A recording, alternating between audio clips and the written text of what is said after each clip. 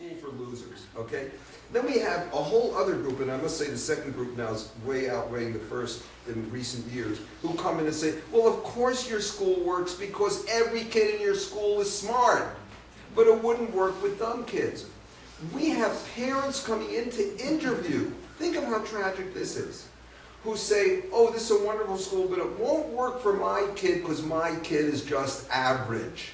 Imagine growing up in a family where your parents tell you you're not talented, you're average. You know? So the whole distinction between exceptional and not exceptional, as far as we're concerned, is another manufactured one. There isn't a kid born, I don't care, inner city, outer city, suburbs, moon, who doesn't have things in which they're exceptional. And they've got to find them, discover them, go after them with a passion. And if they fail in one, they've got to find another one. And they all will, because that's an inner passion of every human being. And I believe that firmly.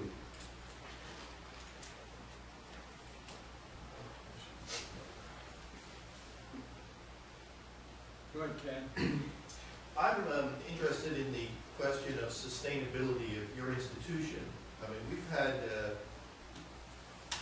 going back at least as far as the Dewey's Laboratory School at the University of Chicago in 1896, forward, through the whole progressive period, there have been lots of attempts to create schools that have operated, I think, from a fundamentally a philosophy that's similar to one that you're talking about, and have succeeded for a period of time.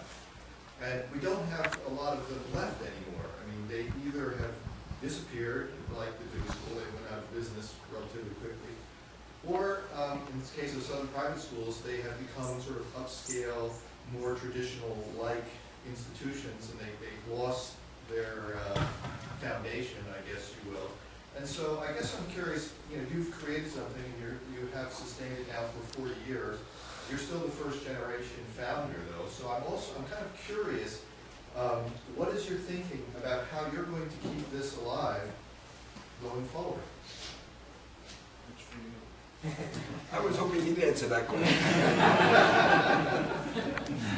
Now, actually, they're out of the dozen founders, there's only 4 left, and a lot of other people have come along the way. But I'm going to tell you the answer, the key to look, nobody has the key to sustainability. Look around you at your economy, and you'll know that the key to sustainability, you know, no one knows. I mean, I always think of people, I'm a historian, and I like to put myself in historical places, and I like to sort of put myself in places like ancient Rome or ancient Egypt, and I can think of people walking around Persepolis and saying, my God, you know, this will last forever. And, you know, ancient Rome, we're so modern, look at the roads we built, the aqueducts and the cities, and you know, this will be here forever, right? So, it's sort of a myth to think in advance that what you're doing is going to last forever. I don't know, maybe it will, maybe it won't.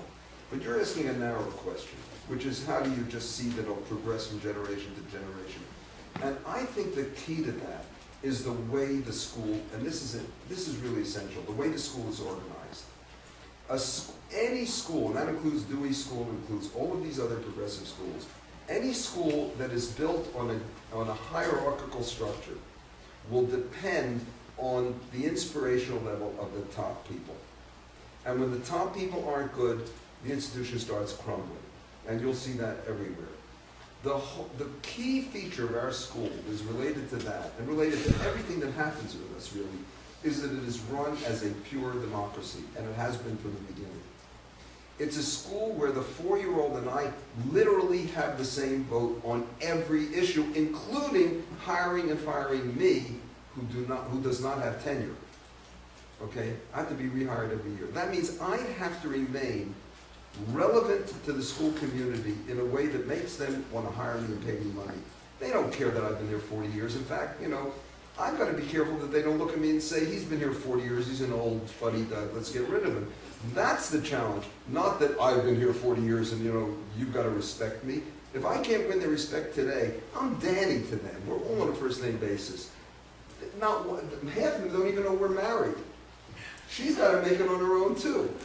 You know, and they certainly don't know anything about degrees, and frankly, if they did, they wouldn't know what they mean anyway, most of them, okay? Why is that the key to sustainability? Because everybody in that community has a stake in its continuity. Everyone is a stakeholder, and they're aware of it. The school meeting, which is the community in which kids outweigh adults, outnumber adults 20 to 1. The school meeting draws up the budgets every year, okay? We run on a per pupil expenditure of under $6,000, and we have a glorious campus and a wonderful program. That's way under half of what the public schools run in our area, and about a fifth of what private schools run. Why? We're not a poor school.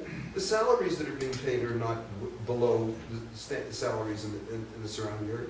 It's because the kids understand that in order to remain in existence, they've got to keep it affordable for families that aren't wealthy, because most of our families are middle class, from lower to middle class, very few upper middle class families. They understand that. They understand that every penny has to be examined, every expenditure. You understand what I'm saying? The fact that everybody's a stakeholder means that every kid says, I want this school here until I graduate, and then the graduates say, I want this school here for my kids and for other kids and so forth. Now, does that mean we're going to be around in 100 years? Of course not.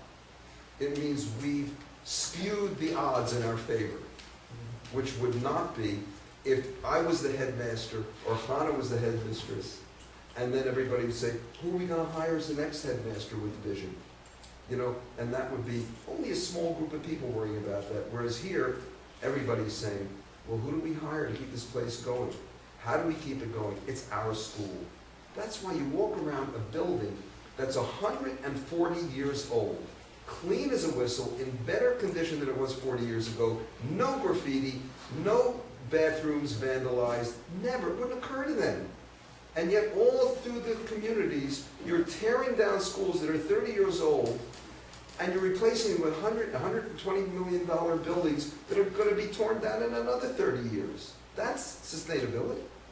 The only reason they're in existence is because the taxpayer can be taxed in a limitless way to keep providing more and more for our children. But it doesn't make any sense. That's not really sustainable. I don't know if I've answered your question, but that's our answer. Well, what I'm hearing is you're keeping it alive now. This is how you're keeping it alive now. As long as it's alive, as long as you're always keeping it alive now. No, but there's more. He didn't tell you. First of all, there are a number of satellites, which are approximations to Sudbury Valley in different locations. They're newer. So even if they had only the same life as Sudbury, it goes on pretty damn long, because Sudbury was created in '68. But what's probably more important is the Japanese have been tremendously impressed by Sudbury, not only producing films about it, but they're trying to adapt as many of the characteristics of Sudbury as they can in a system that's incredibly conservative and fixed. But their interest in moving in that direction is perfectly apparent. Right now, the British educational system, which is in a state of crisis, has sent a group over to the States to study Sudbury. So perpetuation of the thing will probably occur in a variety of different countries, picking up bits and pieces and moving in the general direction Sudbury is going. The thing that distinguishes from any of them is the whole and not the individual parts. But the way that other schools move is usually by adapting parts of it. Somebody back there had it. I did have an earlier question, and it was really just what you were starting to talk about, it was how do you take a Sudbury type model and move it into the broader system of education when you know it's not going to be totally accepted? What parts of it would you like to see migrate over as much as possible?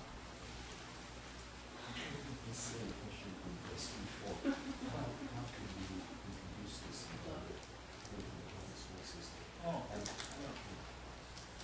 I tried to suggest it before, the same way you introduced charter schools. You did not change the whole system over to charter schools. Philadelphia, they made one school a charter school, and they judged it as being successful using the wrong criteria, but nevertheless, they judged